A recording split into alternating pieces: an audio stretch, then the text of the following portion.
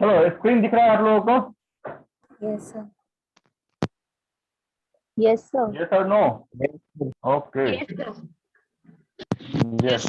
देखो, last class हमने money market की बात की थी और उसमें जो अलग अलग मनी मार्केट के टूल्स हैं, चाहे वो कॉल मनी हो, नोटिस मनी हो, टर्म मनी हो, पार्टिसिपेटरी नोट हो, या फिर प्रोमिसनिंग नोट हो, या फिर बिल्स ऑफ एक्सचेंज, तमाम अलग अलग मनी मार्केट के इंस्ट्रूमेंट की बात की थी। आज थोड़ा सा मार्केट के ऊपर से हमारा ध्यान जाएगा और जिस बड़ी ऑर्गेनाइजेशन की हम बात करेंगे, एक ऐसी ऑर्गेनाइजेशन, आवाज आ रही है ना? Yes sir. हाँ, एक ऐसी ऑर्गेनाइजेशन जिससे 1 मार्क्स से क्वेश्चन आपके एग्जाम में ना आए, ऐसा बहुत रेयर हुआ है। ये एक ऐसी ऑर्गेनाइजेशन है जो सब्सिडरी ऑफ आरबीआई तो हम नहीं कह सकते हैं, बट जो सबसे बड़ा टूल्स बैंकिंग में यूज होता है, खासकर डिजिटल बैंकिंग का जो भी प्लेटफॉर्म बैंक में यूज होता है, तो आप एक छोर से कह सकते हैं कि ये जो आपके स्क्रीन पे ये जो नाम आपको दिख रहा है एनपीसीआई, इसका नाम, इसका फुल फॉर्म, ये क्या करती है, कब इसका एस्टैब्लिशमेंट हुआ, कौन इसके चीफ है, कब इसका हेडक्वार्टर कहाँ पे है, और ये जो तमाम फंक्शन करती है उस फंक्शन को हमें देखना है कि क्या है आखिर। तो पहला नाम तो यही है कि एनपीसीआई। तो NPCI, the full form of NPCI is national Payment Corporation of India. NPCI का फुल फॉर्म ही अपने आप में क्लर्कल एग्जामिनेशन के लिए 1 मार्क्स का क्वेश्चन है कि in NPCI P stand for what, in NPCI I stand for what.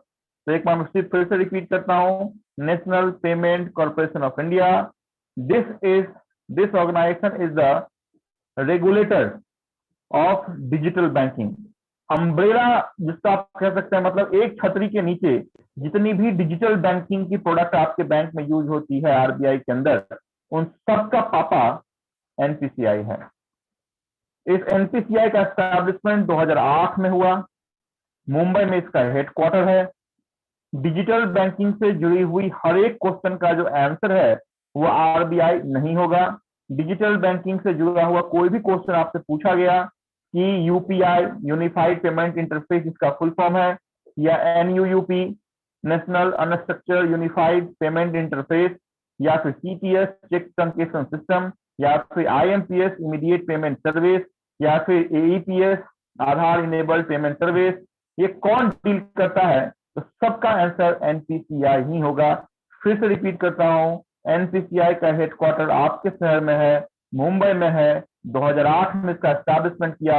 Umbrella organisation है, regulator of all digital banking products है, ये एनपीसीआई है। 1 बाय 1 करके हमें इसके इंपॉर्टेंट क्वेश्चन के आंसर को देखना पड़ेगा। देखिए क्या लिखा है हमने लिखा है national Payment Corporation of India is the umbrella organization of all retail payment system in India। तो ये जो अम्ब्रेला वर्ड है ना, ये बहुत इंपॉर्टेंट है कि umbrella organisation of retail payment कौन है। तो ऊपर में है एनपीसीआई, उस पर आप टिक लगाएंगे। दूसरा क्या लिखा है, it's allow all Indian citizen to have unrestricted access of e payment. E payment कहने का मतलब जो इलेक्ट्रॉनिक पेमेंट है, जो डिजिटल पेमेंट है, उसे हम ई पेमेंट सर्विसेज भी कहते हैं। तो ई पेमेंट पूछे, इलेक्ट्रॉनिक पेमेंट पूछे, डिजिटल पेमेंट पूछे, कोई भी पूछे कि ये कौन रेगुलेट करता है, आंसर इज एनपीसीआई। एनपीसीआई का एस्टैब्लिशमेंट हमने कब किया है? ऑप्शन रहेगा आपके पास 2008, 2010, 2020। Answer will be 2008। और एनपीसीआई को कंट्रोल कौन करता है? आंसर क्या दीजिएगा? NPCI control government of India करती है, मिनिस्ट्री ऑफ फाइनेंस करता है, रिजर्व बैंक ऑफ इंडिया करती है, या स्टेट बैंक ऑफ इंडिया करती है? कौन करता है? Reserve bank of India. Reserve bank of India. जब रेगुलेटर की बात पूछी जाए, रेगुलेटर ऑफ एनपीसीआई पूछा जाए, तो रिजर्व बैंक ऑफ इंडिया होगा। लेकिन रेगुलेटर ऑफ डिजिटल पेमेंट पूछा जाए, ई पेमेंट सर्विसेज पूछा जाए, तो उसका आंसर क्या होगा? Reserve bank of India. NPCI. अरे क्वेश्चन सुनो ध्यान से, क्या पूछ रहा हूं मैं? एनपीसीआई। मैं बोल रहा हूं जब क्वेश्चन ऑफ डिजिटल पेमेंट पूछा जाए कि regulator of digital payment services, regulator of e payment services, regulator of electronic payment services, उसका आंसर क्या होगा? आरबीआई होगा, गवर्नमेंट ऑफ इंडिया हो, क्या होगा? NPCI. एनपीसीआई होगा। तो ध्यान से सुनने का, मैं क्वेश्चन किस तरीके से पूछता हूँ उसके बाद आंसर देने का, है ना। ये जो चार बातें हैं वो इंपॉर्टेंट हैं। उस चार बातों के बाद, एक मिनट, हाँ बोलो। और वो अम्ब्रेला का बताइए ना एक बार, आपने क्या बोला था? अम्ब्रेला का बोला था कि जब बारिश हो तो अम्ब्रेला लेके निकलने का। अम्ब्रेला का मतलब क्या होता है? हम कहते हैं ना कि हम बैंक के अंदर जानते हैं, रिटेल बैंकिंग में हम जाते हैं, तो retail banking umbrella product provide करती है। अम्ब्रेला प्रोडक्ट का मतलब डाइवर्सिफाइड प्रोडक्ट। आपको इंश्योरेंस भी मिलेगा, म्यूचुअल फंड भी मिलेगा, क्रेडिट कार्ड भी मिलेगा, है ना, या फिर आप ट्रांसफर भी कर सकते हैं। मतलब एक छत के नीचे जहां पर डाइवर्सिफाइड टाइप ऑफ प्रोडक्ट या सर्विसेज हो, उसके ऊपर जो ऑर्गेनाइजेशन हो उसको हम कहते हैं कि अम्ब्रेला ऑर्गेनाइजेशन है। तो अम्ब्रेला कुछ नहीं है, अम्ब्रेला का मतलब एक छाता है। उस छाते के जो जितने भी कोने होते हैं, उस कोने का नाम आपके नीचे लिखे हुए हैं। छाता देखा है ना, छाता में होते हैं ना वो देखा है ना, वो वायर टाइप का आपने देखा होगा कि अलग अलग 10-12 होते हैं चारों ओर से। Yes, तो sir. जो चारों है उसी का ये नाम है, जो आपको रेड कॉलम में दिख रहा है। चाहे वो एनएफएस हो, चाहे वो एनएससीएच हो, चाहे वो आईएमपीएस हो, चाहे वो रुपे हो, चाहे वो सीपीएस हो, चाहे वो एईपीएस हो, चाहे वो एबीपीएस हो, तो ये ही वो छोर है जो आपकी अम्ब्रेला को पकड़े हुए हैं। तो अम्ब्रेला इज नथिंग एक्सेप्ट कि अम्ब्रेला ऑर्गेनाइजेशन को डील करने वाली, umbrella organisation for digital banking product, only digital banking. जब तक डिजिटल वर्ड ना लगाया जाए, जब तक ई पेमेंट सर्विसेज वर्ड ना लगाया जाए, जब तक इलेक्ट्रॉनिक पेमेंट सर्विसेज वर्ड नहीं लगाया जाए, तब तक आपके क्वेश्चन का आंसर आरबीआई ही होगा। लेकिन अगर किसी क्वेश्चन में डिजिटल पेमेंट लगा हुआ है, इलेक्ट्रॉनिक पेमेंट सर्विसेज लगा हुआ है, उसका आंसर सिर्फ और सिर्फ 2008 मुंबई में एस्टैब्लिश एनपीसीआई होगा। और इस एनपीसीआई का फुल फॉर्म मैंने आपको बताया भी, और आपके स्क्रीन पे भी आपको दिख रहा है, national Payment Corporation of India. इससे पहले कि मैं नीचे चलूं, आपको मैं लिए चलता हूं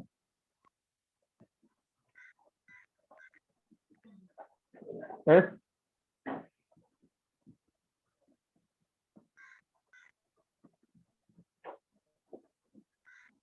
अभी दिख रहा है, स्क्रीन दिख रहा है क्या? Yes, sir. Yes sir. ये विकिपीडिया है। इस विकिपीडिया में लिखी हुई हर एक बात, जैसे आप कोई भी ऑर्गेनाइजेशन पढ़ते हैं तो एटलीस्ट विकिपीडिया के लेफ्ट हैंड साइड नहीं, राइट हैंड साइड में जो भी कॉलम आता है वही आपके एग्जामिनेशन के लिए इंपॉर्टेंट है। तो ये विकिपीडिया मैंने खोला है, देखिए इसमें क्या लिखा हुआ है। एनपीसीआई, एनपीसीआई का फुल फॉर्म देखें क्या लिखा हुआ है, national Payment Corporation of India. दूसरा क्या लिखा हुआ है कि फाउंडेड कब है, तो फाउंडेड कब है? 2008 में है। कितनी साल पहले है ये याद करने की जरूरत नहीं है। हेडक्वार्टर कहाँ है? हेडक्वार्टर मुंबई में है।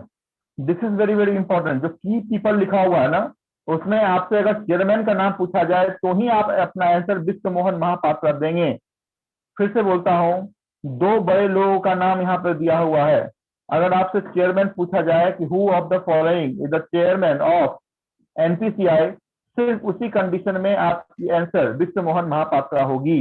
लेकिन आपसे क्वेश्चन पूछा जाता है एमडी और सीईओ, अगर आपसे क्वेश्चन पूछ दिया गया कि सीईओ कौन है या एमडी कौन है, तो ऐसा नहीं कि सीईओ और एमडी विश्व मोहन महापात्रा पर टिक मार्क कर देंगे।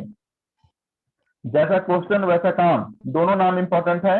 इस कारण से दोनों नाम का जिक्र मैं यहाँ कर रहा हूँ। मैंने कभी जब स्टेट बैंक ऑफ इंडिया आपको पढ़ाया तो ये नहीं बताया कि चेयरमैन आपके कौन है और एमडी कौन है, लेकिन यहाँ पे एनपीसीआई की बड़ी ऑर्गेनाइजेशन है, आरबीआई के कैटेगरी के ऑर्गेनाइजेशन है, इस कारण से इसके दोनों नाम इंपॉर्टेंट है। जैसे आरबीआई के गवर्नर आपने याद रखा, आरबीआई के 4 डिप्टी गवर्नर आपने याद रखा, वैसे ही एनपीसीआई के चेयरमैन और एनपीसीआई के एमडी दोनों आपको याद रखना है। इस दोनों में जो सर्वोच्च पद है वो चेयरमैन का है, और चेयरमैन का नाम विश्व मोहन है। इतना भी याद कर लेंगे ना आप कि चेयरमैन विश्व मोहन है तो काम चल जाएगा। और फिर जब चेयरमैन ना पूछा जाए तो दिलीप असबे पे आप टिक मार्क कर सकते हैं।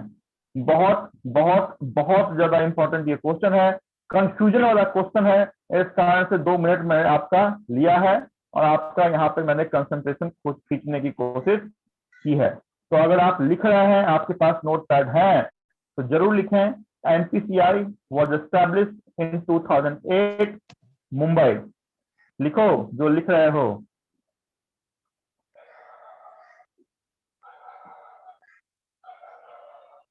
NPCI was established in 2008 Mumbai.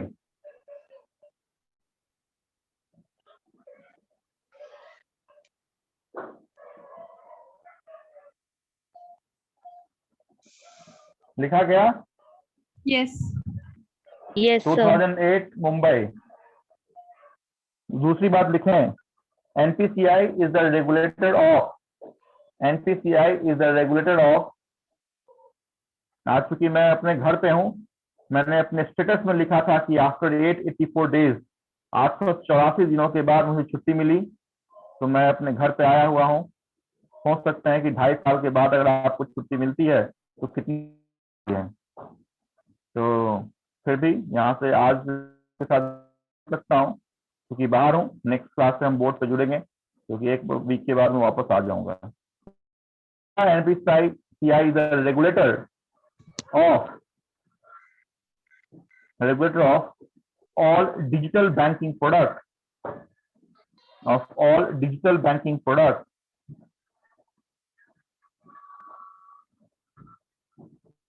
all digital banking products slash e-payment services slash e-payment services, e-payment services। Next लिखें chairman of NPCI, chairman of NPCI कौन है?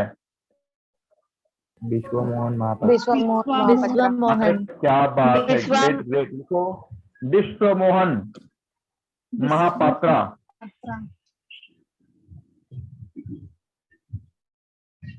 और एमडी स्लैश सीईओ है, क्या नाम है? दिलीप आजबे।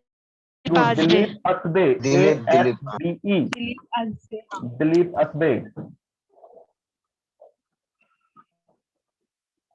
देखिए अभी तक जो मैंने बातें आपको बताई, ये पूछा जाए या ना पूछा जाए, I am not sure, but इसकी जो बातें हैं, जो फंक्शन ऑफ एनपीसीआई है, इसमें से एक क्वेश्चन तो आपके एब्रिविएशंस में रहेगा ही कि एनएफएस का फुल फॉर्म क्या है, एनएसीएस का फुल फॉर्म क्या है, आईएमपीएस का फुल फॉर्म क्या है। तो ये जो फंक्शन ऑफ एनपीसीआई है कि आखिर एनपीसीआई अगर डिजिटल बैंकिंग प्रोडक्ट का मास्टर है तो आखिर क्या वो डिजिटल बैंकिंग प्रोडक्ट है। तो अभी आप लिखें कि digital banking services are as follows, digital banking services are as follows.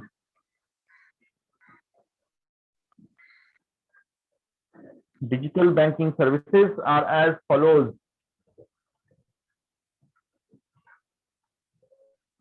क्या दिख रहा है? NFS. तो लिखो NS, NFS, NFS का फुल फॉर्म लिखिए।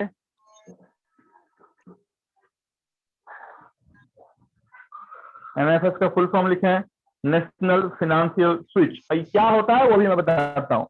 NFS का फुल फॉर्म लिखें, नेशनल फाइनेंशियल स्विच।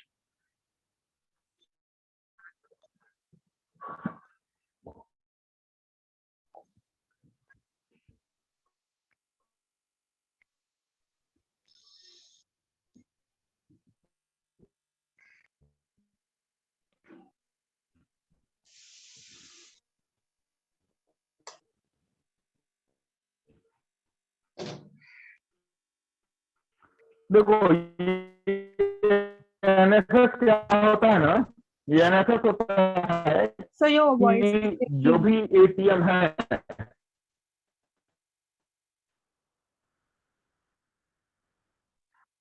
आवाज आ रही है मेरी? ब्रेक हो रही Yes, है। sir. अभी क्लियर है। ब्रेक हो रहा आवाज आ रही है मेरी? आवाज नहीं आ रही क्या मेरी? है आपकी आवाज नहीं। हाँ मतलब ब्रेक हो क्या है? अभी आ Sir, रही है अभी आवाज? ठीक है। हाँ अभी ठीक है yes sir. Now Audible okay sir. Okay. देखो एनएफएस क्या होता है, एनएफएस का फुल फॉर्म ही इंपॉर्टेंट है। पहली बात तो यही है। दूसरी बात मैं बता देता हूँ एनएफएस क्या है। अदरवाइज आपके एग्जामिनेशन के लिए इंपॉर्टेंट नहीं है कि एनएफएस क्या है, but NFS stand for national financial switch. जितने भी अक्रॉस इंडिया जो एटीएम है, चाहे वो आईसीआईसीआई बैंक का हो, चाहे वो एचडीएफसी बैंक का हो, किसी भी बैंक के एटीएम है, तो वो आपस में कनेक्टेड होते हैं एसबीआई का डेबिट कार्ड लेके, और आप बैंक ऑफ बड़ौदा से पैसे निकालते हैं, है कि नहीं। तो ये जो है ये एनपीसीआई के अंदर ही होता है। आप बैंक में जाते हैं, आपसे बोला जाता है कि आधार को एनपीसीआई से आप लिंक कीजिए, है ना, किसके लिए, तो गैस की सब्सिडी के लिए। तो वो यहाँ पे हम ये जो गैस की सब्सिडी से करूंगा, लेकिन नेशनल फाइनेंशियल स्विच का एक ही मतलब है, वो मतलब ये है कि जितने भी एटीएम है अक्रॉस इंडिया किसी भी बैंक के या किसी भी एनबीएफसी के, वो आपस में कनेक्टेड होते हैं, और ये कनेक्शन एक स्विच पे होता है ना। जैसे घर में देखते हैं ना, एक स्विच जला दिए सब सारे बॉल जल जाते हैं, तो वही एक स्विच है जिसका रिमोट पीसीआई अक्रॉस इंडिया हर एक एटीएम आपस में होते, जो सीबीएस या फिर कोड पे आधारित होते हैं। तो ये एनएफएस पे काम होता है। स्विच है एक ऐसा स्विच जिसमें हर एक बैंक के एटीएम कनेक्टेड है। This is what NFS is. The full form of NFS is national financial switch. क्या लिखा है मैं नीचे में, मैं लिखा है largest network of shared automated teller machine. फिर से बता दो यहाँ पे जिनको एटीएम का फुल फॉर्म नहीं मालूम है, एटीएम तो हम सुबह शाम यूज का फुल फॉर्म आप पूछिएगा तो बोलते हैं ऑटोमेटिक टेलर मशीन या एनी टाइम मनी। न ऑटोमेटिक होता है न एनी टाइम होता है। ऑटोमेटिक तो बिल्कुल भी आज नहीं है ना, जनरली ऑटोमेटिक ही हम बोलते हैं, but the answer of ATM is automated. Spelling अपने स्क्रीन पे आप देख सकते हैं, ऑटोमेटेड है नहीं है। और ये एटीएम है, इसका स्विच एनपीसीआई के पास है जिसका नाम एनएफएस है। यहाँ पे कोई दिक्कत? No sir. नहीं सर। No sir. तो जो आपने लिखा है digital banking product of NPCI RS, उसमें पहला लिखे हैं एनएफएस, उस एनएफएस के सामने उसका फुल फॉर्म लिखे हैं नेशनल फाइनेंशियल स्विच। उसके नीचे जो स्टेटमेंट आपके स्क्रीन पे आपको दिख रहा है वो लिखने की जरूरत नहीं है। Next function is NACH. So NACH ECS चला करता था, है ना। ईसीएस का नाम आपने सुना होगा कि ईसीएस है, मेरा ईसीएस बाउंस हो गया। तो पहले ईसीएस चला करता था। ईसीएस आज के रेट में नहीं चलता है, ईसीएस बंद हो चुका। 2017 में ही ईसीएस को आरबीआई ने बंद कर दिया, और ईसीएस की जगह जिस सर्विस ने लिया उस सर्विस का नाम मैं अभी आपको बता रहा हूं, नाम है नाच, NACH। नाच का फुल फॉर्म है नेशनल ऑटोमेटेड क्लियरिंग हाउस। हमने क्या किया, तो हमने बैंक ऑफ बड़ौदा से लोन लिया, और जो मेरी सैलरी है वो एचडीएफसी बैंक में आती है। तो मैं ये चाहता हूं कि मेरा जो ईएमआई है, सपोज ईएमआई जो है वो 20,000 का ईएमआई होम लोन मैंने लिया बैंक ऑफ बड़ौदा से, सैलरी मेरा आता है एचडीएफसी बैंक में। तो ये मैं चाहता हूं कि मेरा जो ईएमआई 20,000 का है वो ऑटोमेटिक एचडीएफसी बैंक के सैलरी अकाउंट को डेबिट होना चाहिए, और बैंक ऑफ बड़ौदा में क्या जो लोन अकाउंट है उसको क्रेडिट होना चाहिए।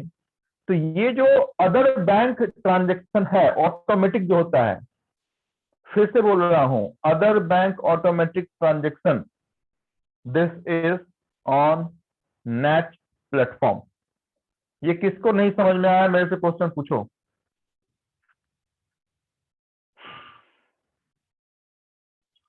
अरे सबको समझ में आ गया क्या? ऐसा तो हो नहीं सकता। आवाज आ रही है? हाँ वेरी गुड, यही तो मैं चाहता था कि नहीं समझा, वही तो मैं चाहता था कि नहीं समझा। इतनी आसानी से समझाते नहीं होता नाच का। देखो नेट क्या होता है, दो अलग बैंकों में ऑटोमेटिक पैसा अगर ट्रांसफर होता है। आरडी का नाम सुना है क्या आप लोगों ने? आरडी का एसआईपी लिया है क्या? SIP right sir. ओके, चलिए फिर से बोलता हूं, दो अलग बैंकों में ऑटोमेटिक पैसा जो इधर से उधर होता है, वो जिस प्लेटफॉर्म के आधार पे होगा उसका नाम है नैच।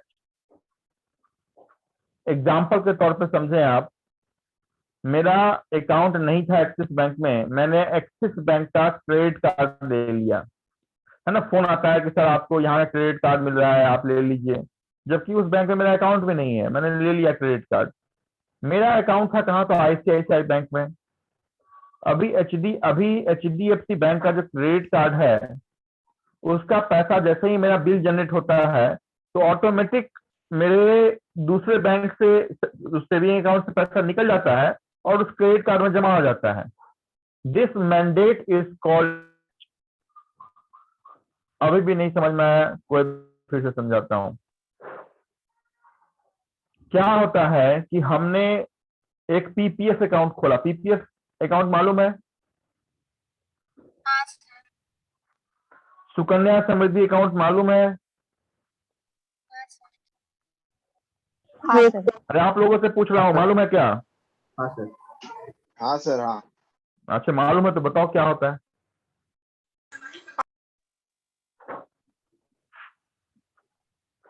क्या होता है फिर, मालूम है तो बताओ ना मेरे को नहीं मालूम है ना, बताओ, मैं ही कुछ समझूंगा।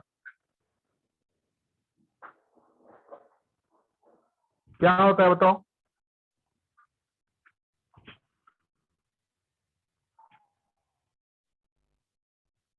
बताओ बताओ।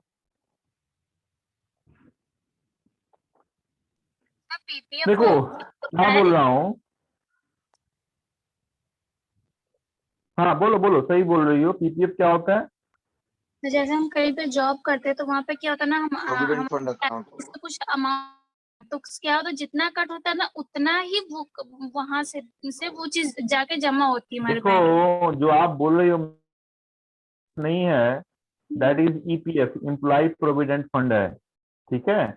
एम्प्लॉय प्रोविडेंट फंड में कैसा होता है, जब आप किसी बैंक में ज्वाइन कीजिएगा या किसी कंपनी में ज्वाइन कीजिएगा तो जितना कंट्रीब्यूशन आपके सैलरी से होगा उतनी कंट्रीब्यूशन एम्प्लॉयर के भी अकाउंट से होगा। That is called employee provident fund account. PPF का सर ईपीएफ से पीपीएफ इज दूर प्रोविडेंट दूर फंड तक अकाउंट रिश्ता सर। नहीं है। हाँ दूसरा बताओ, कौन बोल रहे हो? प्रोविडेंट फंड अकाउंट यहाँ पे अपन ईयरली बेसिस पे सेविंग कर सकते हैं सर उस अकाउंट में। कितना प्रोविडेंट कर फंड सकते हैं? Actually not exactly I know about the amount but I know about actually मेरे डैड का अकाउंट है तो that's why. 500। Public provident fund 500? Government scheme है। मिनिमम। चलो ये जब मैं saving account, current account, NRE NRO पढ़ाऊंगा ना तो उसमें बता दूंगा कि PPF public provident fund account है। Government scheme. मैक्सिमम एक फाइनेंशियल ईयर में आप 1.5 लाख जमा कर सकते हैं, 1.5 लाख तक जमा कर सकते हैं, जिसमें आपको गवर्नमेंट की जो इनकम टैक्स की स्कीम है एटीसी, उसमें आपको बेनिफिट मिलेगा। अभी हम ना एटीसी पे हैं ना हम पीपीएफ में हैं, अभी हमारा जो कंसंट्रेशन है वो नैच पे है। नैच में सिर्फ इतनी बात समझनी है आपको कि दो अलग बैंकों में, सेम बैंक में नहीं। अगर एसबीआई में मेरा सैलरी अकाउंट है और एसबीआई के ही लोन अकाउंट में पैसे ऑटोमेटिक जमा होने हैं, नैच का प्लेटफॉर्म काम करेगा। लेकिन एसबीआई में लोन है और सैलरी मेरी आ रही है बैंक ऑफ बड़ौदा में, तो बैंक ऑफ बड़ौदा से एसबीआई में हर एक महीने ऑटोमेटिक पैसा जमा होना, दिस इज कॉल्ड नैच। पहले ये ईसीएस के नाम से जाना जाता था, लेकिन ईसीएस में बहुत सारे ऐसे स्कीम थे जो एप्लीकेबल नहीं थे, तो आरबीआई ने ईसीएस को बंद कर दिया। 2017 में ही ईसीएस रिप्लेस हो चुका है। और जिस सर्विस के सहारे ईसीएस रिप्लेस हुआ है, आपसे ये भी पूछा जा सकता है कि ईसीएस रिप्लेस हो गया, कब रिप्लेस हुआ? तो 1 अप्रैल 2017 रिप्लेस। आपसे ये भी पूछा जा सकता है कि ईसीएस का नया वर्जन क्या है? Answer is net. आपसे ये भी पूछा जाता है कि नैट का ओल्ड वर्जन क्या है? Payment service. आपसे ये भी पूछा जा सकता है कि नैट का फुल फॉर्म क्या है? तो नेशनल ऑटोमेटेड क्लियरिंग हाउस है। आपसे ये भी पूछा जा सकता है कि एनएसीएच स्टैंड फॉर व्हाट? तो उस कंडीशन में एच स्टैंड फॉर आप कहां पर्टिकुलर ऑटोमेटेड क्लियरिंग हाउस है। तो आप एक कंसेप्ट हम पढ़ रहे हैं, उसमें 10 टाइप के ऑब्जेक्टिव आपके खड़े हो सकते हैं। तो बिल्कुल सही ढंग से समझना है कि आपसे ये भी पूछा जा सकता है कि एनएसीएच को रेगुलेट कौन करता है? तो आंसर हम आरबीआई देंगे ना, क्या देंगे आंसर? एनएसीएच का regulator NPCI. NPCI. CI. Good, very good, very good, very good, very good. मुझे लगा में गंगा बह रही है तो कहीं आप ये नहीं लगा दें भी आई। आंसर इज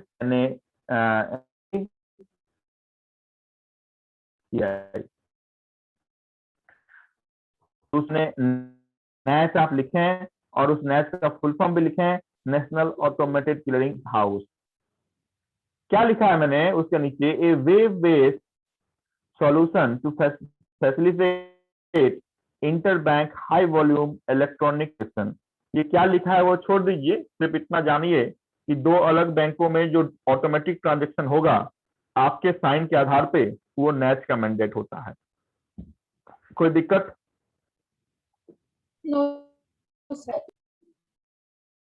जबरदस्ती आप लोग, ऐसा लग रहा है जबरदस्ती? यस सर, कोई दिक्कत नहीं।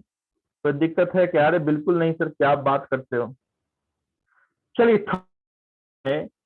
जब भी हम पैसे ट्रांसफर करते हैं तो उसके लिए जो ऑप्शंस हमारे पास अवेलेबल हैं उसमें से एक का नाम है NEFT, दूसरे का नाम है RTGS। ये दो नाम संभवतः मैंने पढ़ाया है क्या अभी तक? नहीं पढ़ाए हैं।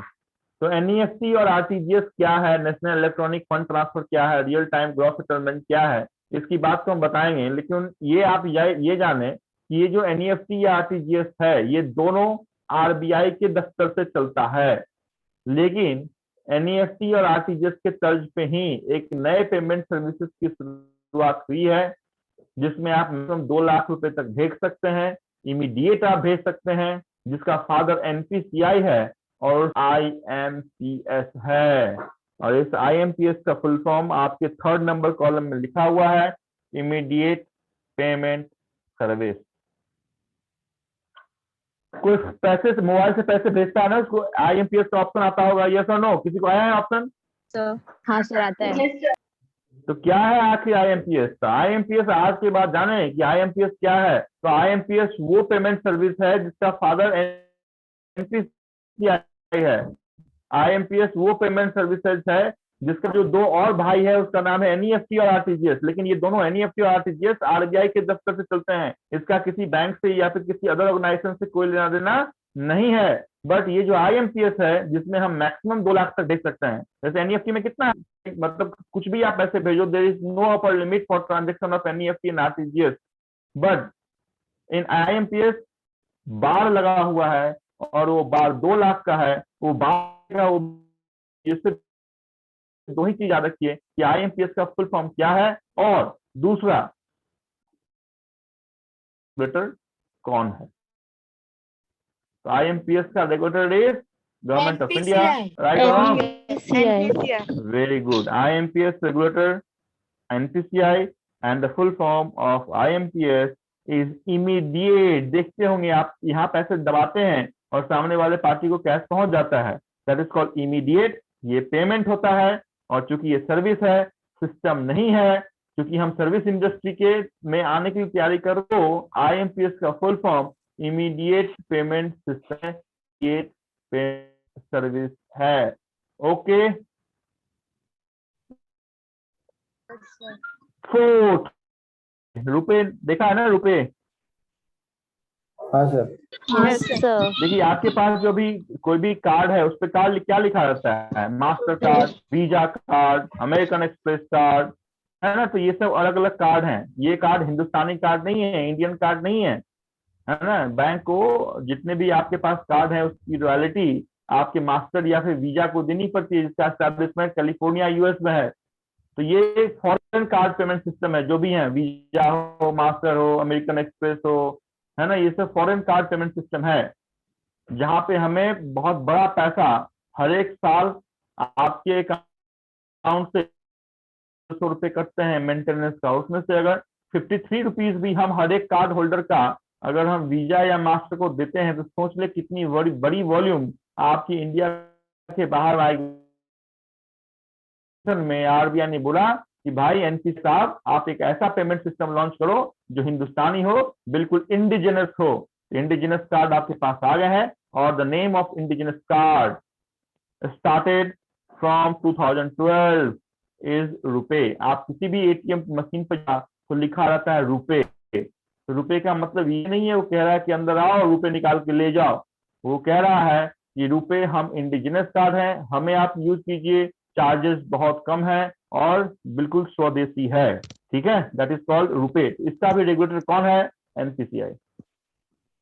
ओके, सर इंडिजीनियस मतलब इंडिजिनस, इंडिजिनस का हिंदी होता है स्वदेशी। स्वदेशी समझते हो? स्वदेशी नहीं समझ, हिंदुस्तानी समझते हैं? हिंदुस्तानी,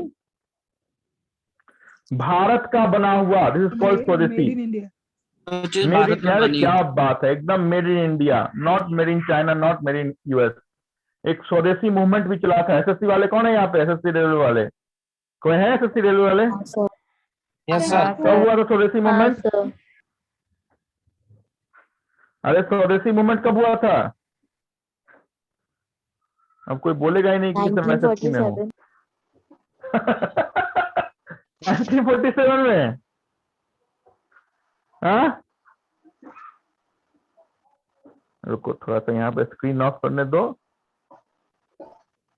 हाँ, कब हुआ था जरा बताओ। अरे उसमें शर्माना नहीं है बताने का कि सर कब हुआ था, कब हुआ था।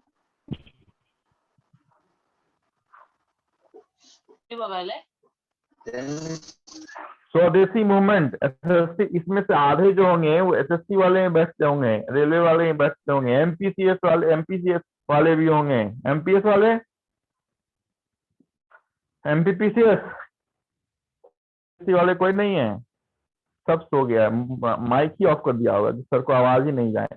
स्वदेशी मूवमेंट 1905 में हुआ था, 1905 में स्वदेशी मूवमेंट हुआ था, जिसमें बंगाल विभाजन हुआ था, बंग भंग का नारा लगाया गया था, बंगाल को हमने बिहार से अलग किया था।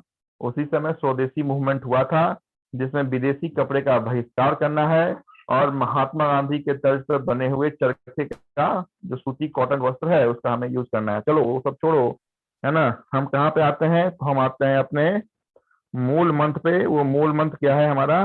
तो एनपीसीआई था, और एनपीसीआई में इंडिजिनस का मतलब किसी ने पूछा था तो उसी ने बोला कि सर मेड इन हिंदुस्तान। तो बिल्कुल सही, मेड इन हिंदुस्तान है, तो वही मेड इन हिंदुस्तान वाला जो कार्ड है उसका नाम है RuPay. This is fourth function, 4 digital services of NPCI. कोई दिक्कत यहाँ पे? No sir. Next is CTS. CTS तो मुझे समझ में ही नहीं आता है क्या है, आप ही लोग समझाएंगे। जिन्होंने चेक पढ़ा है वो सीटीएस बताओ क्या होता है सीटीएस। कुछ किसी ने चेक पढ़ा है ना? लास्ट क्लास मैंने पढ़ाया था चेक ट्रंकेशन सिस्टम। हाँ सर। क्या होता है ये सीटीएस? Cheque truncation. अरे होता क्या है भाई? सीटीएस क्या होता है? क्लियरेंस ऑफ चेक, जो इमेज के थ्रू कुछ होता है। जोर से बोलो, सही बोल रही हो, जोर से बोलो। Physical clearance of cheque sir, जो पहले बहुत टाइम लगता था ना चेक क्लियर होने में, तो एक सिस्टम बना था ये सीटीएस। देखो अच्छा आंसर देखिए, एक वर्ड उसमें डाल के तुमने सब कचरा कर दिया। कौन? इमेज के थ्रू जाता है इमेज। Yes, very correct. देखो सब चीज किसने बोला? क्या नाम है मैडम आपका? रेणुका। रेणुका, सारे चीज आपने सही बोले, सिर्फ फिजिकल क्लियरिंग नहीं बोलने का। फिजिकल क्लियरिंग पहले था ना हमारा। फिजिकल क्लियरिंग मतलब क्या? यहाँ से उठता था फिर कहीं और जाता था फिर कहीं और जाता था, है तो फिजिकल क्लियरिंग ऑफ चेक को बंद करके जो इमेज बेस्ड क्लियरिंग हुआ है कि वहीं पे चेक स्कैन होगा, उसकी एक जो प्रति है, एक जो आइकन है, एक जो कॉपी है, वो एनपीसीआई के सर्वर पर लोड होगी, वो दूसरे बैंक को दिखेगा और विद इन 48 आवर्स हमारे पास पैसे आ जाएंगे। Called CTS. और उसी समय मैंने बताया था कि सीटीएस को जब भी आप बोलेंगे तो एक साल के साथ जोड़ के ही आपको बोलना है। सीटीएस को सीधा लेकर के सीटीएस सीटीएस सीटीएस है। सीटीएस जब भी आप अपने मुंह से निकालेंगे तो उसके साल और वो साल है 2010। याद रहेगा? तो जिन्होंने सीटीएस का क्लास नहीं अटेंड किया उनको बता दूं कि सीटीएस वो सिस्टम है जिसमें आपने अगर चेक किसी बैंक में जमा किया है तो चेक वहीं पे स्कैन होता है। हर एक बैंक के ब्रांच में स्कैनर मशीन रखा हुआ है जो सिर्फ चेक को स्कैन करती है। 1 मिनट में 100 चेक स्कैन हो जाते हैं, ऐसी मशीन है। सिर्फ चेक को रखना होता है और बटन ऑन किया, वो ऑटोमेटिक सारे चेक जो है वो रोटेट होके उसका जो प्रिंट है वो ऑटोमेटिक एक सर्वर पर अपलोड होते रहता है। वो हमें दिखता भी है कहाँ अपलोड हो रहा है। तो दिस इज कॉल्ड सीटीएस, है ना। पहले यहाँ से उठता था, पहले कहीं और जाता था, तो फिर कहीं और गया, बीच में चूहा खा गया, बीच में पोस्ट ऑफिस वाला कहीं और चला गया, तो अलग लफड़ा था। तो उसकी जगह आरबीआई ने बोला एनपीसीआई भैया एक ऐसा फॉर्म जिसमें कस्टमर का नुकसान ही कम हो, तो सीटीएस को लॉन्च कर दिया गया। कब लॉन्च हुआ? 2008 में ना। 2010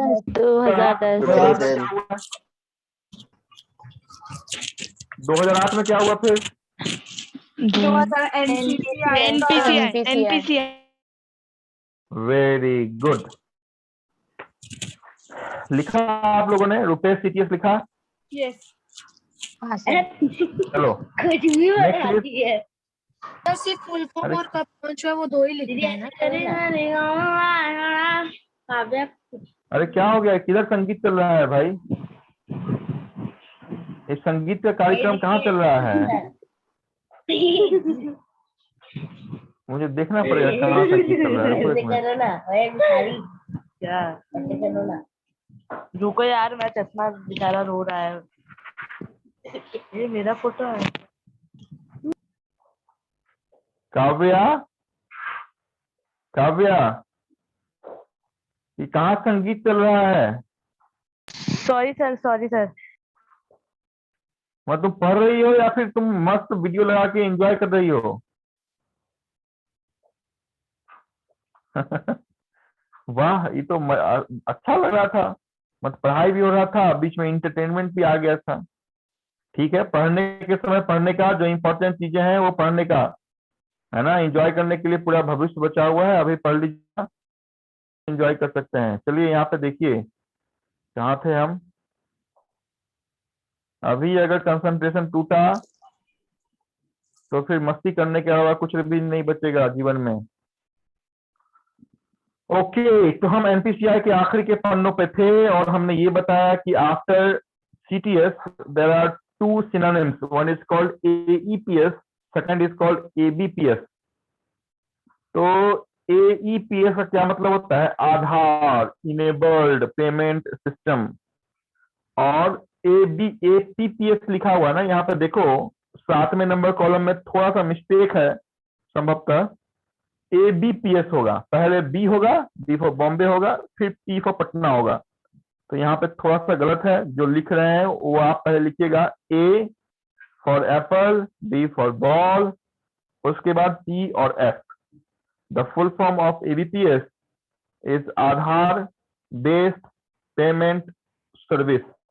यहाँ पे फिर से मैं बोलता हूँ, ABPS का फुल फॉर्म जो आपके स्क्रीन पे दिख रहा है वो गलत है।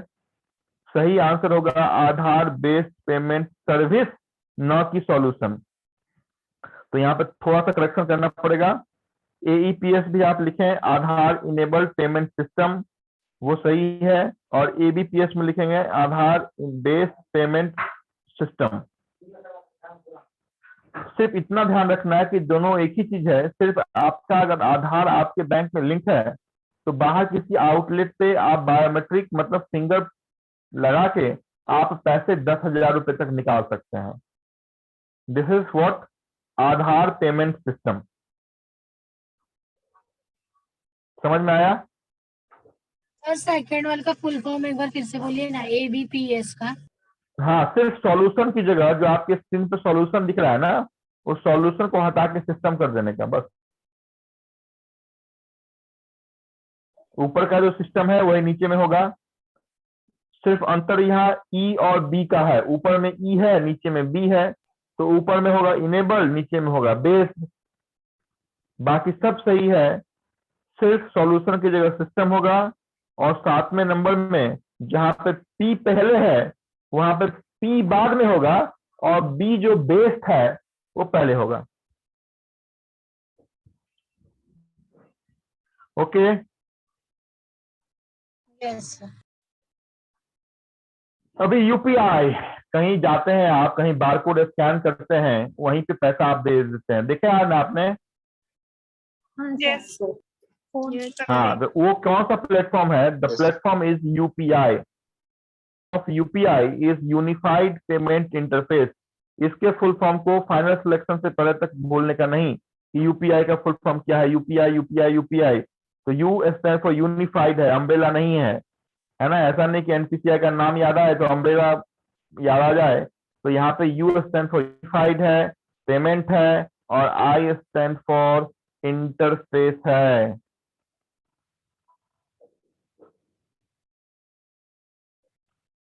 Next, NUUP, national unified USSD platform, तो वो भी लिखें, NUUP national unified USSD platform. ये भी एनपीसीआई ही रेगुलेट करती है। यूपीआई का जो दूसरा वर्जन है उसका नाम है Bhim, Bharat interface for money. Bhim app जो आपने सुना होगा कि गवर्नमेंट का ऐप है Bhim app, Yes. Bhim app, तो वो क्या भीम ऐप है? तो भीम जो प्लेटफॉर्म है वो यूपीआई का ही है, बट यहाँ पे भीम मैंने डाल दिया है एनपीसीआई में, अदरवाइज डालने की जरूरत नहीं थी। सिर्फ इस कारण से मैंने डाला है कि भीम का फुल फॉर्म आपके लिए जरूरत है कि भीम कौन सा प्लेटफॉर्म पे है। तो भीम यूपीआई के प्लेटफॉर्म पे है और यूपीआई एनपीसीआई के प्लेटफॉर्म पे है। तो ऑब्वियस सी बात है कि भीम कौन से प्लेटफॉर्म पे होगा, तो एनपीसीआई के प्लेटफॉर्म पे होगा, तो भारत इंटरफेस फॉर मनी। और ये जो आप लाइट बिल, टेलीफोन बिल जमा करते हैं उसको हम कहते हैं BBPS, Bharat bill payment system. जो भी MSEDL जो भी है ना, महाराष्ट्र स्टेट इलेक्ट्रिक सर्विसेज का, या फिर किसी भी स्टेट का इलेक्ट्रिक सर्विसेज है, DTH है, इसके जो पेमेंट हम करते हैं वो बीबीपीएस के थ्रू होता है। बीबीपीएस का फुल फॉर्म है भारत बिल पेमेंट सिस्टम।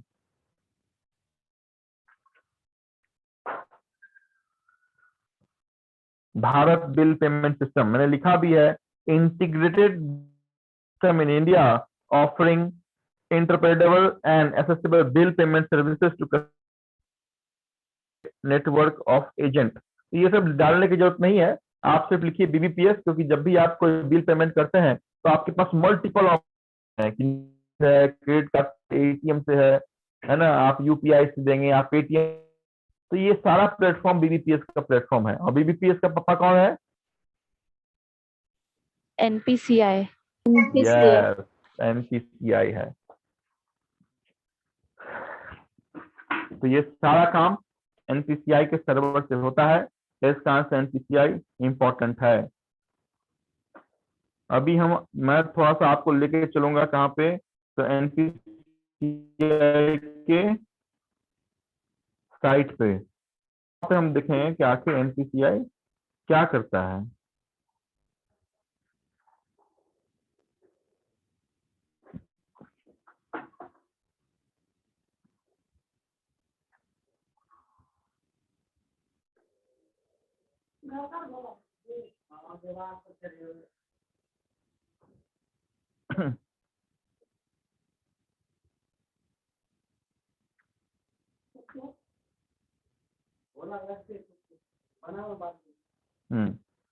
देखो यहाँ पे प्रोडक्ट में देखिए क्या लिखा हुआ है। प्रोडक्ट में लिखा हुआ है AEPS। ऑलरेडी आप जान गए कि AEPS क्या है, आधार लिंक है तो पैसे निकाल सकती हैं। कितने रुपए तक निकाल सकते हैं पैसे? 10,000. वो लिखने का, वो चीजें मैं नहीं लिखाता हूँ, लेकिन वो चीजें लिखने का कि सर ने क्या बोला, ऐसा नहीं कि हो गया निकल काम खत्म हो गया हमारा। 10,000 रुपए। BBPS Bharat bill payment system, Bhim, CTS, ये जो इमीडिएट पेमेंट सर्विस लिखा हुआ है इसका शॉर्ट फॉर्म क्या होता है? इमीडिएट पेमेंट सर्विस का शॉर्ट फॉर्म क्या है? IMPS. Yes, IMPS। IM stand for immediate है ना? तो इमीडिएट पेमेंट सर्विस है। फिर NACH है, नेशनल ऑटोमेटिक क्लियरिंग हाउस है। हाँ, यहाँ पे थोड़ा सा एक ऐड करना पड़ेगा, वो है NCMC। National common mobility card. जितने भी कार्ड होते हैं वो भी जुड़े होते हैं एक सर्वर के साथ। तो NCMC ये भी आप लिख लो, this is a new product जो आपकी उस PDF में नहीं था, बट यहाँ पे आपको दिख रहा है NCMC। N stand for national है, C स्टैंड फॉर कॉमन है, M स्टैंड फॉर मोबिलिटी है, and C stand for card है। This is also a type of services offering by NPCI, which was established in Mumbai in the year 2008. The chairman is Vishnu Mohan Mahapatra and MD and CEO is Dilip Asbe. This is the umbrella organization regulating all digital banking products and services or electronic payment systems. UPI लिखा हुआ है, वो भी देखिए, उसके ऊपर रुपए लिखा हुआ है, उसके ऊपर लिखा हुआ है NUUP सर्विसेज।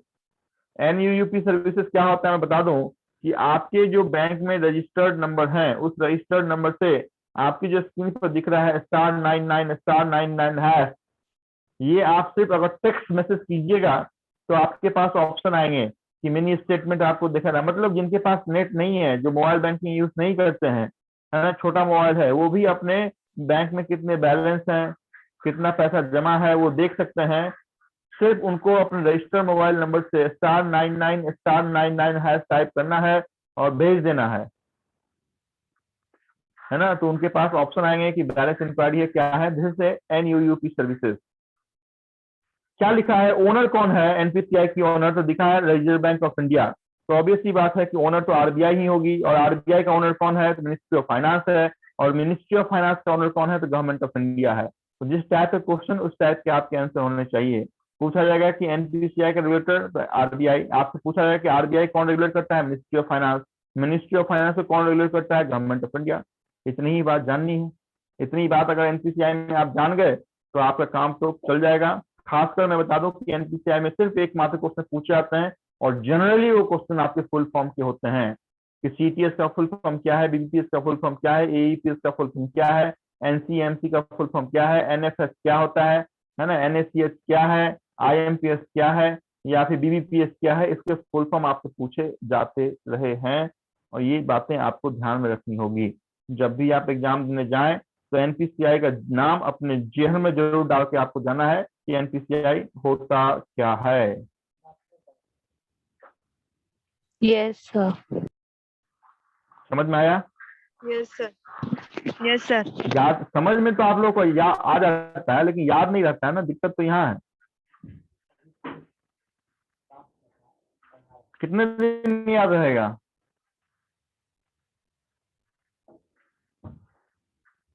कितने दिन याद रहेगा?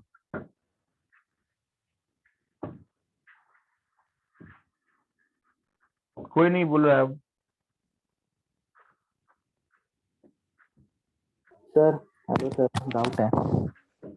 हाँ बोलो। सर ABPS और AEPS का नहीं समझा हूँ। Both are same, both are same. अगर आधार बेस्ड अकाउंट नंबर है या आधार इनेबल्ड, जिसको हम कहते हैं कि आधार लिंक, है ना, कहते हैं आधार लिंक करवा लो अपने बैंक अकाउंट से। तो आधार लिंक अगर बैंक अकाउंट है या आधार आपके बैंक अकाउंट में जुड़ा हुआ है, जिसको कहते हैं आधार बेस्ड, तो दोनों भाई भाई है, दोनों सिनोनिम्स है। अगर दोनों का काम सिर्फ एक ही है कि आपका आधार अगर बैंक अकाउंट से जुड़ा हुआ है तो आप किसी भी आउटलेट पे जाके आप बायोमेट्रिक लगा के आप पैसे निकाल सकते हैं।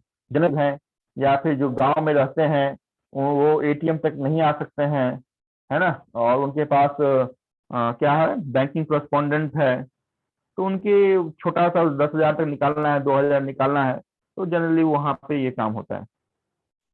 ठीक है। और सर मैक्सिमम पेमेंट कितना निकल सकते हो उसमें? मैक्सिमम बता रहा हूँ भाई,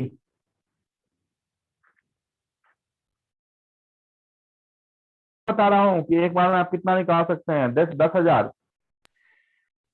ओके सर।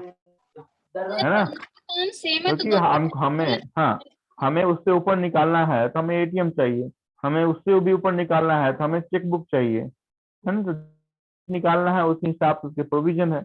अभी ये जो हमने बेसिकली रूरल इंफ्रास्ट्रक्चर के लिए इंट्रोड्यूस किया है कि गांव है वहां पे उन्हें चाहिए तो थंब लगाओ और वहीं पे अपना पैसा उठाओ। दिस कॉल्ड AEPS, है कि नहीं?